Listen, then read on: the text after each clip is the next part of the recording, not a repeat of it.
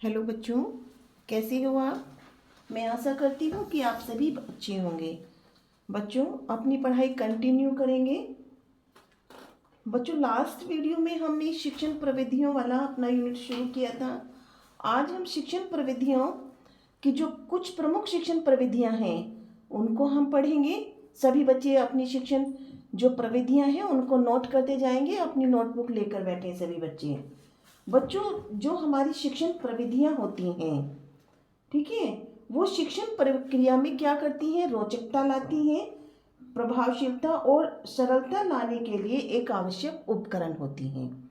ठीक है, तो जो शिक्षण प्रविधियां हैं, कौन कौन सी शिक्षण प्रविधियां प्रमुख हैं, और इसमें से बच्चों आपके 2-2 नंबर के क्वेश्चंस भी पूछे जाते हैं।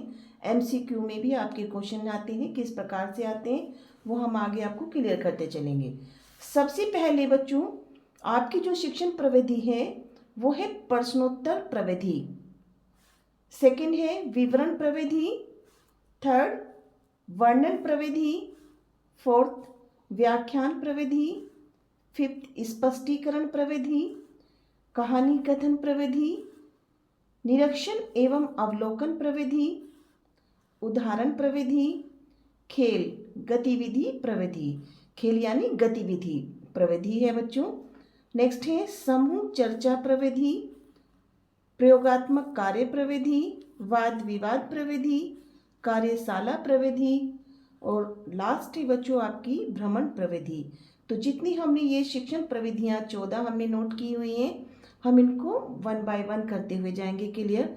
तो बच्चों, सबसे फर्स्ट जो है हमारी प्रश्नोत्तर प्रविधि, आज हम इसको क्लियर करेंगे कि जो प्रश्नोत्तर प्रविधि है वो क्या है। बच्चों, प्रश्नोत्तर जैसे प्रश्न और उत्तर, ठीक है, इन दोनों की संधि हो रखी प्रश्नोत्तर, यानी प्रश्न पूछें और उसका आंसर मिले।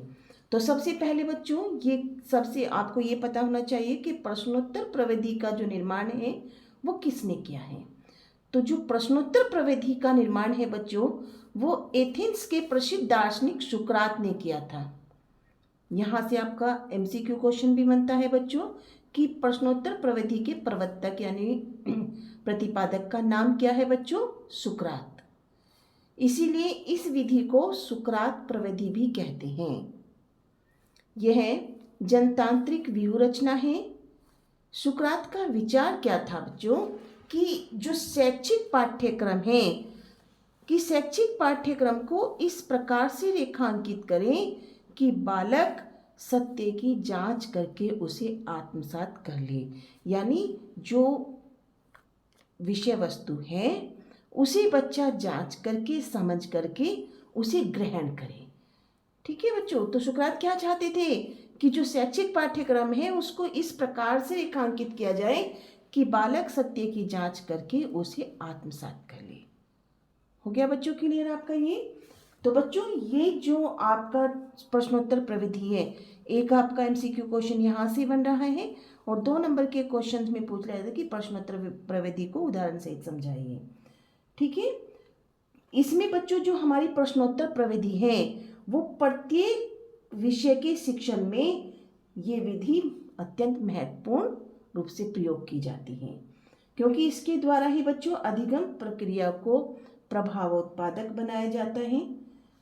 अगर हम देखते हैं कि प्राचीन शिक्षा प्रणाली में प्रश्नों का उद्देश्य क्या होता था कि छात्रों के ज्ञान की जांच करना, यानी जो उनके गुरु होते थे वो अपने छात्रों से प्रश्न पूछ करके ये क्लियर करते थे कि जो हमने बच्चों को ज्ञान प्रदान किया है वो बच्चों ने कहाँ तक सीखा है। ठीक है, वो उसका आंसर कहाँ तक दे रहे हैं। तो उनका जो प्राचीन काल में प्रश्नों का जो उद्देश्य होता था वो छात्रों के ज्ञान की जांच करना होता था। परंतु अगर हम वर्तमान प्रणाली में देखते हैं कि वर्तमान जो शिक्षा प्रणाली है उसमें प्रश्न जो है वो अत्यंत महत्वपूर्ण स्थान रखते हैं कि प्रश्नों के माध्यम से हम कई उद्देश्यों की पूर्ति कर सकते हैं। कैसे? ठीक है, अब मान लीजिए बच्चों, शिक्षक ने यानी टीचर ने बच्चों से क्वेश्चन पूछा तो उससे एक तो क्लियर ये स्थिति हो रही है जो हमारा प्राचीन काल में भी है कि बच्चों ने उसको कहाँ तक सीखा है, उसके ज्ञान की जांच करना। और सेकंड बच्चों ये होता है कि जब हम प्रश्न पूछ रहे हैं तो विषय वस्तु के प्रति बच्चे क्या होंगे? विषय वस्तु के प्रति सजग होंगे कि भाई जो शिक्षक हैं, ये हमारे टीचर हैं, बीच बीच में से जो हमें विषय वस्तु या पढ़ाई जा रही है उसमें से बार बार क्वेश्चन पूछेंगे, तो वो प्रेरित भी होंगे उसको पढ़ने के लिए कि अगर हमने क्वेश्चन का आंसर नहीं बताया तो फिर हमें पनिशमेंट भी मिल सकती है या फिर दूसरे बच्चों के सामने हमारी इंसल्ट भी हो सकती है, तो वो डिसिप्लिन भी रखेंगे। तो कई उद्देश्यों की पूर्ति हमारे यहाँ पर प्रश्न करते हैं। तो बच्चों परिभाषा नोट करेंगे आप इसकी पार्कर के अनुसार। पर्सन आदत कौशल के स्तर से ऊपर उठकर समस्त क्रियाओं की कुंजी है। नेक्स्ट है हमारी काउलर के अनुसार शिक्षण मुख्य रूप से प्रश्नों के द्वारा होना चाहिए। यानी काउलर क्या कह रहे हैं कि जो शिक्षण कार्य है वो मुख्य रूप से प्रश्नों के द्वारा होना चाहिए, कि प्रश्न के माध्यम से बच्चे क्या होंगे, उनसे बार बार क्वेश्चन भी पूछा जाएगा और बच्चे भी जिज्ञासु रहेंगे कि उस विषय वस्तु के बारे में वो अपने टीचर से क्वेश्चन पूछ लें, तो उनके जो विषय वस्तु है वो क्लियर होती जाएगी। तो बच्चों अब नेक्स्ट हमारा टॉपिक है इससे कि अच्छे प्रश्नों की विशेषताएं क्या होती हैं, उनके रूप क्या हैं अच्छे प्रश्नों के। तो सबसे फर्स्ट बच्चों आप नोट करेंगे कि प्रश्न की भाषा स्पष्ट एवं निश्चित होनी चाहिए। यानी जो हम प्रश्न पूछ रहे हैं उसकी जो भाषा हम यूज़ करें वो स्पष्ट हो और निश्चित हो, जिससे छात्र को सही प्रकार से समझ में आ सके। नेक्स्ट है बच्चों बालक की व्यवहारिक भाषा के अनुसार।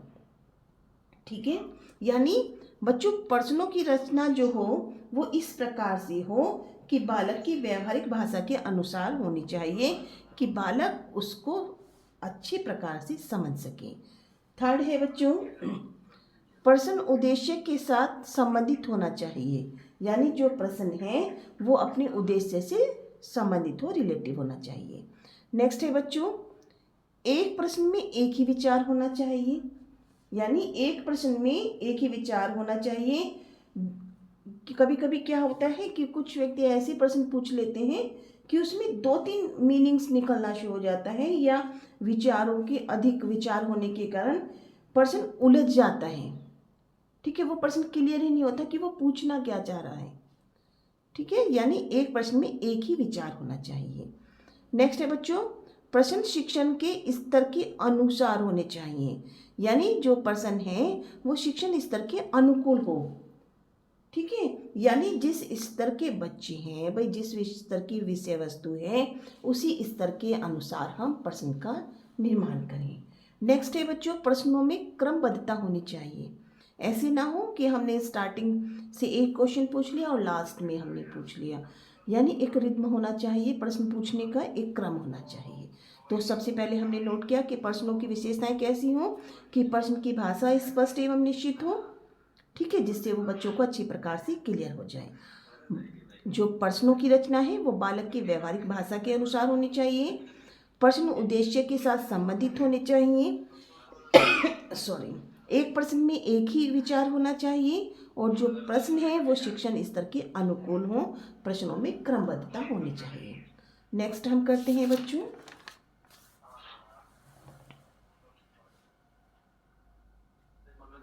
चलिए, तो बच्चों जो ये हमारा प्रश्नोत्तर प्रविधि है, यानी प्रश्नों के रूप भी किस प्रकार से होते हैं बच्चों। जैसे हम कहते हैं कि सभी को मालूम होगा कि प्रश्नों का रूप कैसा होता है, कि भाई आप कहाँ जा रहे हो, आप कब आए हो, ठीक है, क्या कर रहे हो, जिसमें हम कब, क्यों, क्या, कौन, कहाँ, कैसे, इन शब्दों का प्रयोग करके हम प्रश्न को बनाते हैं, उसका निर्माण करते हैं। तो सबसे अब लास्ट बच्चों हम ये करेंगे प्रश्नोत्तर प्रविधि के गुण। यानी प्रश्नोत्तर प्रविधि की कौन कौन सी गुण है, कौन कौन सी विशेषताएं हैं। सबसे फर्स्ट आप देखेंगे बच्चों कभी कभी इसमें से कि प्रश्नोत्तर प्रविधि के कोई 2 विशेषताएं बताइए या प्रश्नोत्तर प्रविधि के 2 गुण बताइए।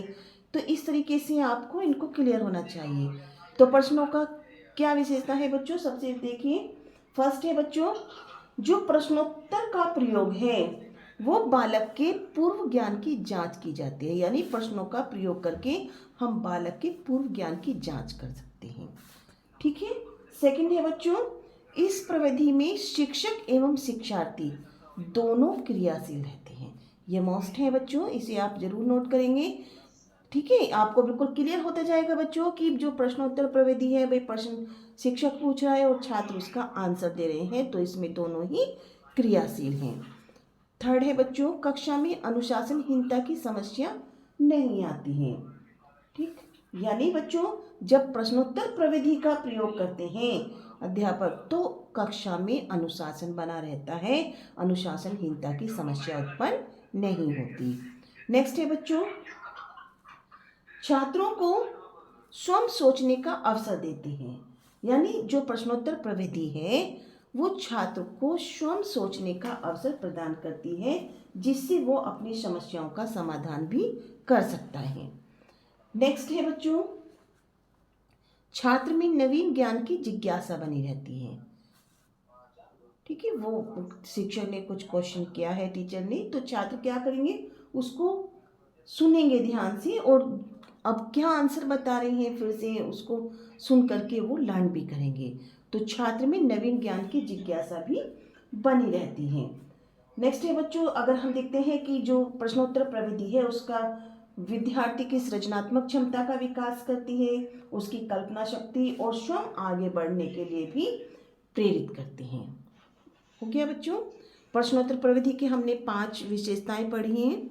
नेक्स्ट है बच्चों, प्रश्नोत्तर प्रविधि के दोष। ठीक है, प्रश्नोत्तर प्रविधि में क्या दोष हो सकते हैं, आप बिल्कुल सोच कर देखेंगे बच्चों। भाई सबसे प्रमुख दोष क्या है इस प्रविधि में कि जो शिक्षक है, अगर शिक्षक की निपुणता के अभाव में ये जो प्रश्नोत्तर प्रविधि है वो प्रभावी नहीं होती।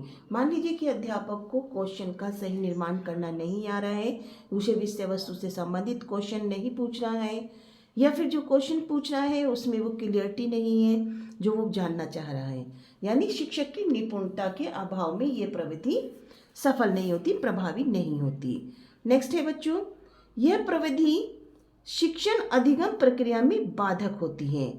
कभी कभी क्या होता है बच्चों, शिक्षक जो टीचर होता है वो इतने ज़्यादा क्वेश्चन पूछ लेता है, उससे शिक्षण कार्य जो है बाधित हो जाता है। तो जो शिक्षण अधिगम प्रक्रिया है, ठीक है, वो उसमें बैरियर की तरह काम करते हैं कभी कभी, जब शिक्षक यानी टीचर अधिकता में क्वेश्चन पूछना शुरू कर देता है। नेक्स्ट है बच्चों, विद्यार्थी को समस्त पाठ्य वस्तु का ज्ञान नहीं हो पाता। यानी जो विद्यार्थी हैं, जब शिक्षक प्रश्न पूछ रहा है तो एक प्रश्न में एक विचार, यानी हमने पढ़ा उसके विशेषता में कि एक जो प्रविधि प्रश्नोत्तर प्रविधि है, जब हम क्वेश्चन का निर्माण करते हैं तो एक प्रश्न में एक ही विचार होना चाहिए। तो जो विषय किसी भी एक पर जो प्रश्न होगा वो किसी एक टॉपिक से रिलेटिव होगा, उससे संबंधित होगा। तो इससे क्या होगा बच्चों, विद्यार्थी को समस्त पाठ्य वस्तु का ज्ञान नहीं हो पाता है।